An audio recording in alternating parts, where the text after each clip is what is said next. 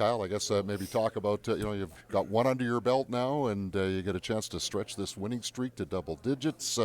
What's the feeling of the room today? Yeah, I mean, the guys are feeling great. They're obviously still building the game up. It's you have a long break like that. It doesn't matter if you're on a 7-game win streak or a 7-game losing streak. It's kind of almost a reset. That's how we looked at it. Yeah, it's nice obviously to keep it going, but we're looking to build this thing and get better every day.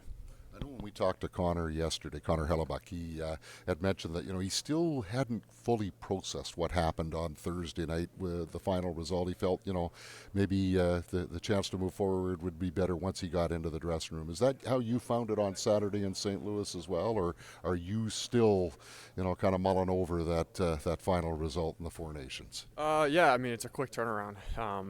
It's you're together as a team until that championship game. Then it's guys are playing within 48 hours. It's really quick. You got to almost forget about it and move on.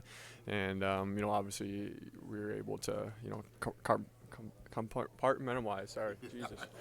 And just move forward. And I mean we're all pros here, and I think once you get the game in, kind of focus back with the guys, it'll be a lot easier. It's obviously it stings. I mean, it meant so much to us. It's such a short tournament, but you play in 2 games at that high pace of level, and you invest so much as a player too, and it's tough. I'm sure it's going to sting for a long time, but it's we're able to move on and focus on the task. How would you describe your overall experience from the event, Kyle?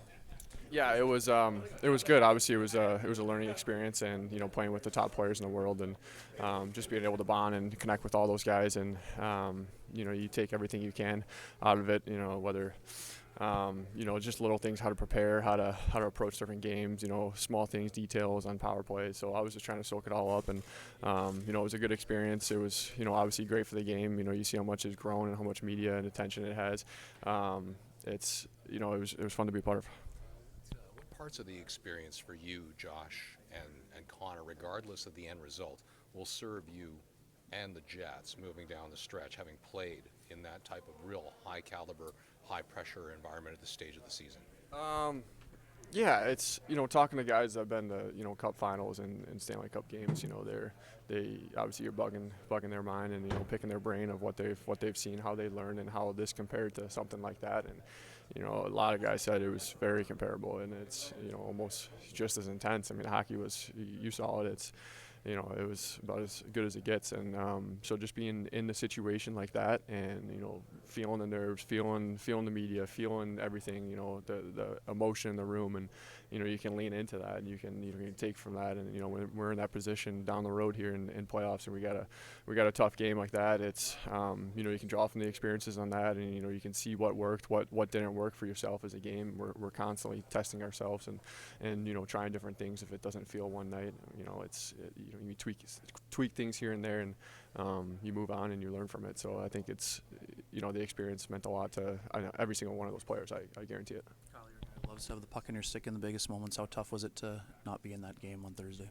Yeah, for sure, frustrating. I felt I could have made an impact, obviously, and the tournament personally wasn't obviously what I forecasted. It's and stuff like that happens. It's such a short tournament.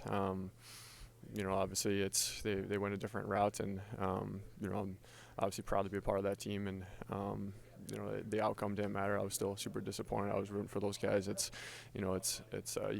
such a short time, but you come together as a team, and I felt with that team we really bonded. We're out every night hanging out together. You shared that chemistry of going into Montreal and being the bad guys, and obviously coming out with a win. So I think it was a really tight knit group, and it's like I said, it's a learning experience. It's something that just motivates you to get better, and get back on that stage and know that you can make a difference.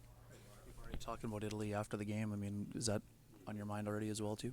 I mean, it always is, but I think we've done a good job to just focus on the task here, and trying to win games for the Jets and make a good playoff run. But it's naturally to think of what's the next international event. It's all on our minds. But when the time comes, it'll come. Yesterday, Connor Hellebuck talked about one of the best feelings he had playing for Team USA was that it wasn't reinventing the wheel. As a matter of fact, Winnipeg was doing a lot of those defensive things really well too. Were there things that you learned at that level, being like, hey, wait a second, Winnipeg meets this standard, or Winnipeg, excels in this way, that you got to reflect against that level of competition?